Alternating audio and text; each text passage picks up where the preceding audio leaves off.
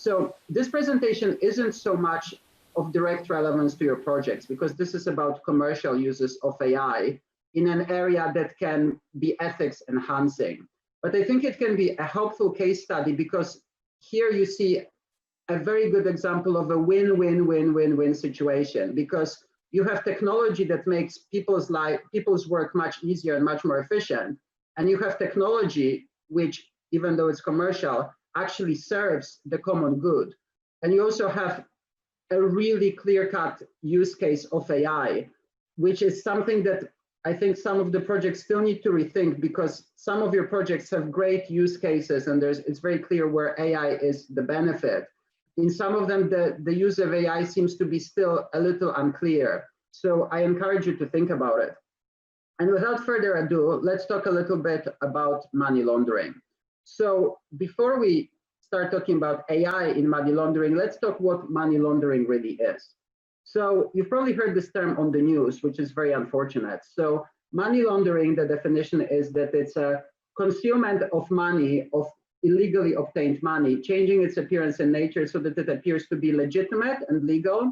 So in very simple terms, it means that you take some money that you've obtained from criminal activities, you put them through very, very many stages of a very elaborate process, hence the term laundering, just because this money is circulating in so many places.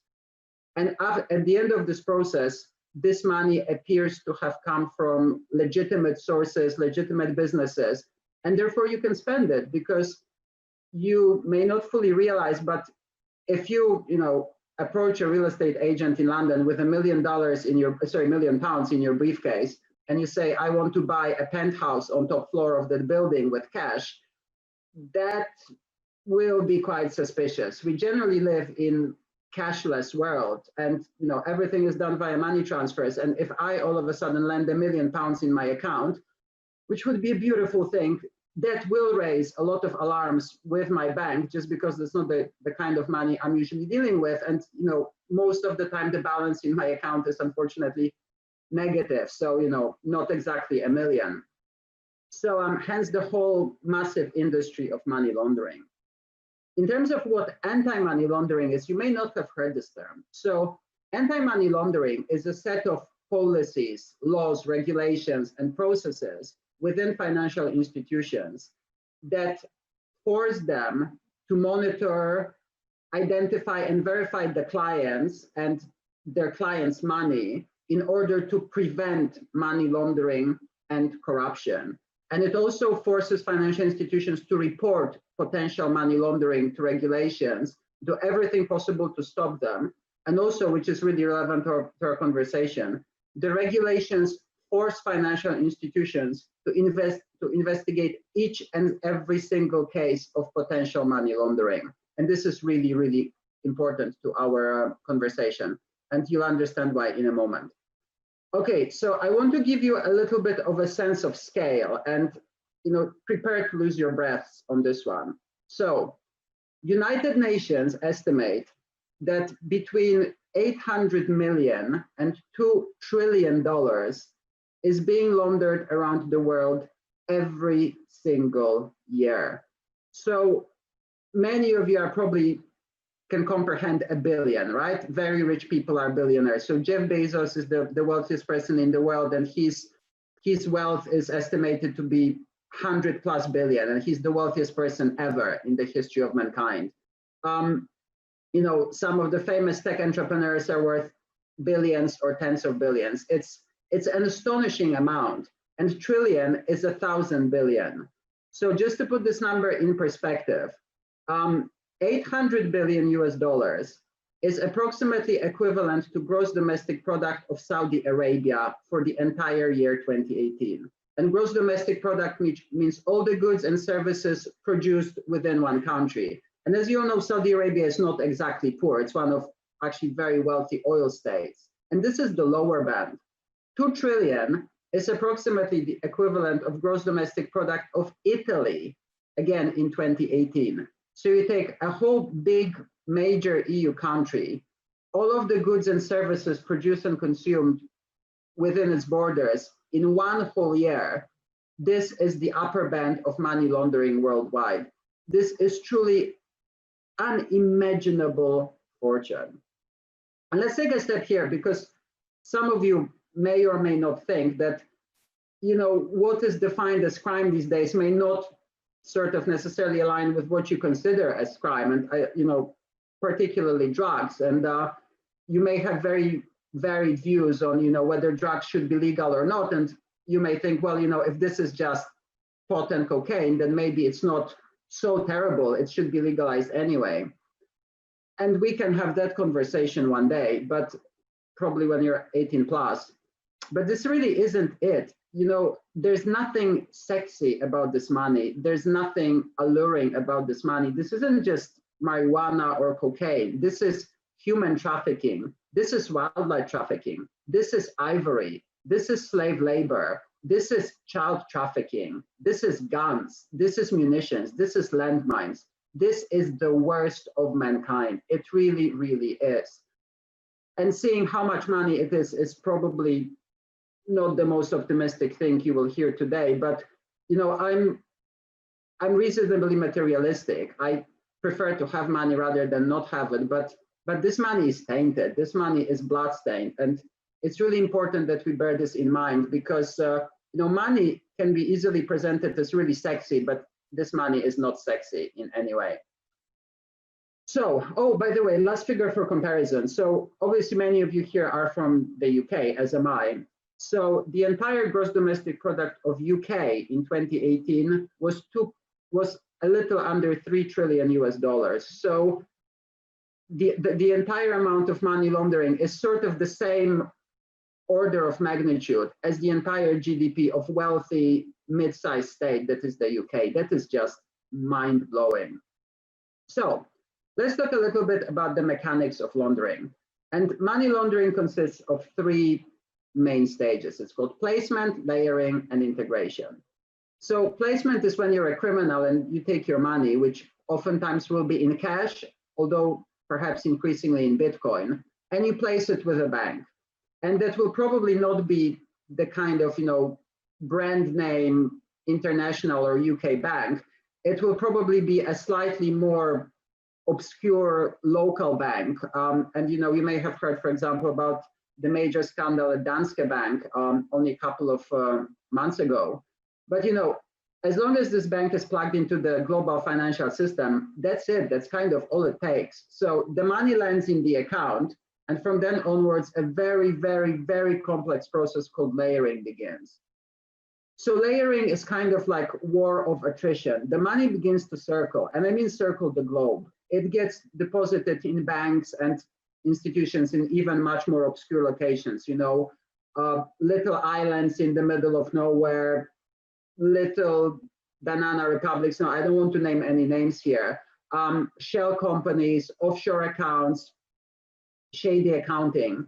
And the more steps of that laundering is introduced, the more challenging it is for any auditor, investigator, or law enforcement to actually trace this money. Because if there are, I don't know, 3 steps between the original criminal and where the money currently is, maybe that could be traced. But if there's a dozen, chances are that most auditors and law enforcement simply won't have the time, the money, and the resources to pursue it, and the criminal wins.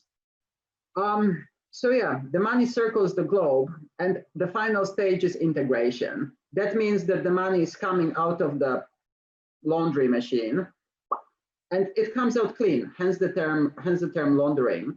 And once this money is laundered, you can spend it legitimately on anything you want, and you can spend it legally. So you can, you know, buy a beautiful house in a nice location, buy a fancy car, live a sweet life, and make it appear that it's legitimate and legal.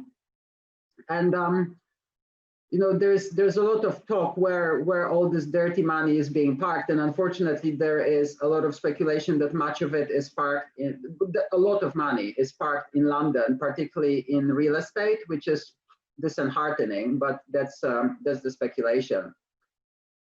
So that's how it works. It's obviously a million times more complicated because it's designed to be more complicated. So now that we know what money laundering is, let's talk very briefly about what anti-money laundering is. So the way I think about anti-money laundering is not an activity. I think about it as a team, maybe because there's an AML team in my company and there will be an AML team in every single bank in the UK and most, large global international banks.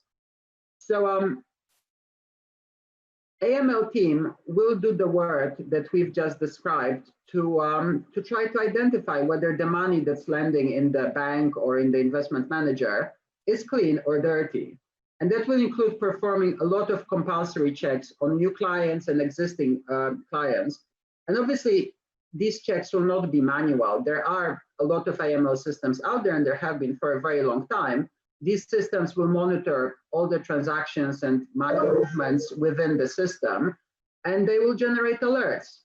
And these alerts are based on rules such as, huge cash deposits. So, if I lend £100,000 in my account, that will definitely trigger an AML alert because my default bank balance is 0 or less. Or, there's huge transfer activity. So, I get £100,000 in my account on Monday, I transfer 95,000 out of it on Tuesday, and then I get another 100,000, and then I transfer 97. So there's a lot of cash, but it's in motion rather than just land and being spent.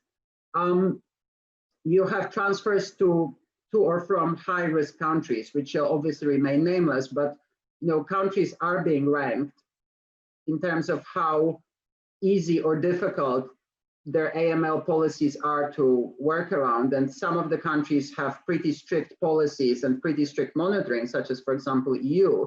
Some do not. So, if you routinely transfer money to and from some of those less compliant countries, that will probably trigger an alert. Or if you constantly have a lot of donations to an unknown charity, not like Cancer UK, but ABC based in wherever, that can also trigger an alert.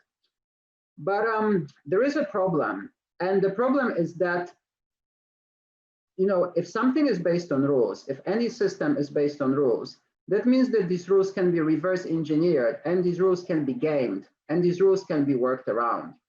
So let's talk about the challenges to modern day anti-money laundering teams. Let's just think about them as teams, it's easier.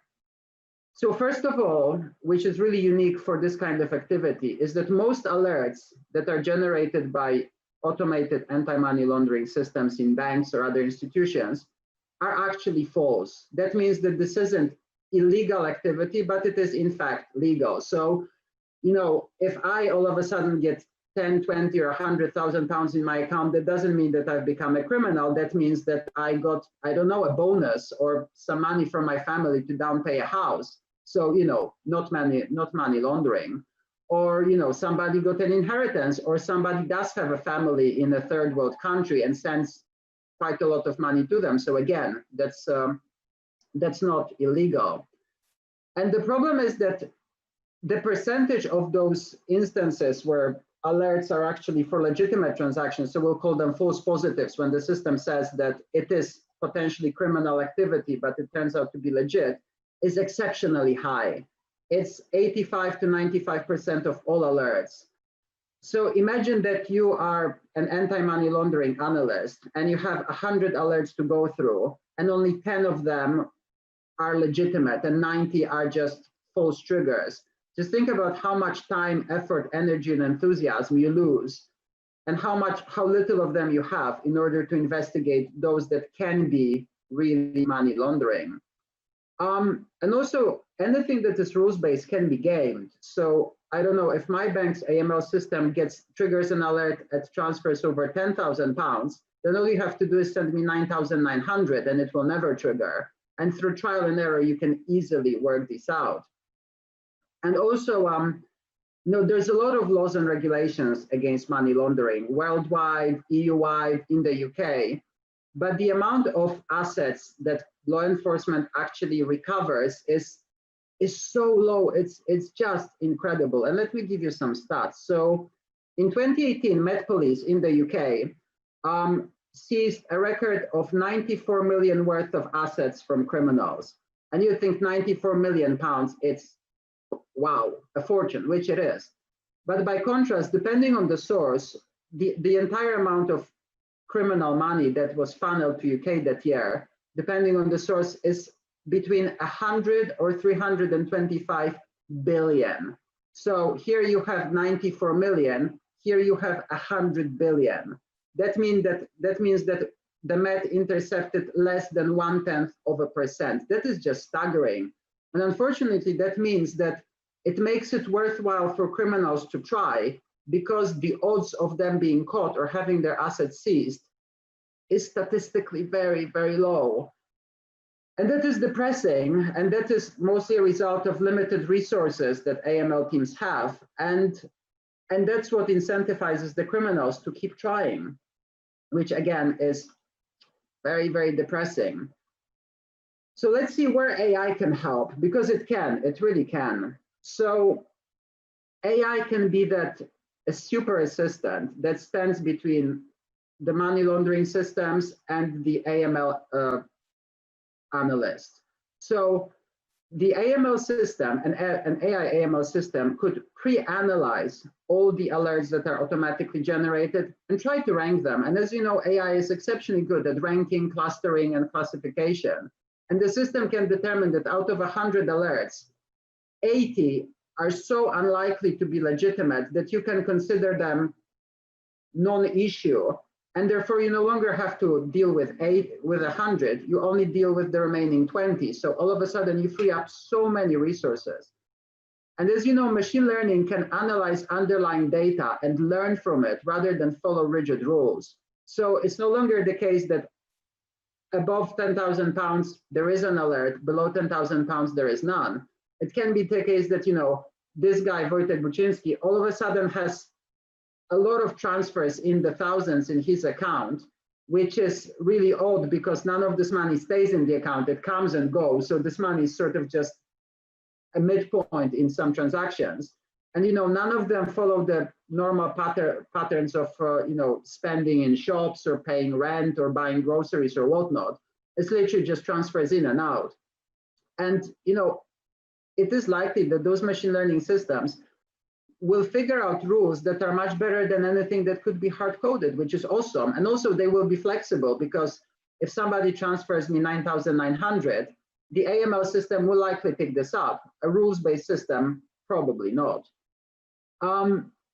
Another thing about machine learning, and all of you know this so much better than I do on the engineering side, is that they don't necessarily follow linear rules, and they will be probabilistic rather than deterministic. So it's not a case of zeros and ones, you know, legit transaction, illegal transaction, but it will be the case that this transaction is 95% likely to be legitimate.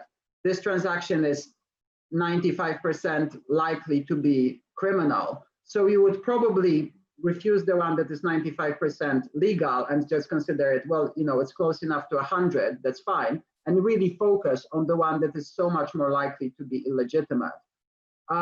So this means that AI could free up so much manpower in existing AML teams and free up so much labor. Imagine that you no longer have to go through those auto-generated alerts because AI has pre-filtered them for you. How awesome is that?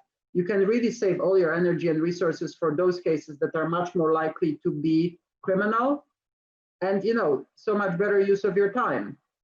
And it's also much more cost efficient, because if you're a global bank, the number of daily transactions will be either in millions or possibly even in billions, if you include, you know, like individual spending, like people like you or I. So you really need a system to help you with that. There's not enough people out there to analyze all the transactions manually. So AML is really sort of the darling use case of artificial intelligence in financial services these days, because it's a win-win-win-win for everyone. It's a win for the financial organizations, because they can become more efficient, more focused, and also run their operations, you know, a little cheaper, because the system, you don't have to pay its wages. And you can also process so much more data and so many more alerts. It's just fantastic. You can be better at capturing criminal activity. And the bottom line, which is the social benefit, which is potentially huge, and which is something that makes me very happy, is that ultimately it can help capture more of criminal assets and have them seized by law enforcement and simply make life much more difficult for the criminals. And I mean, that is just awesome because that stops the flow of dirty money. And if this isn't a win-win for everyone, then I really don't know what is. And on that slightly more optimistic note, I am done. And I will unshare my screen once I find my button. Thank you very much for your time, everyone.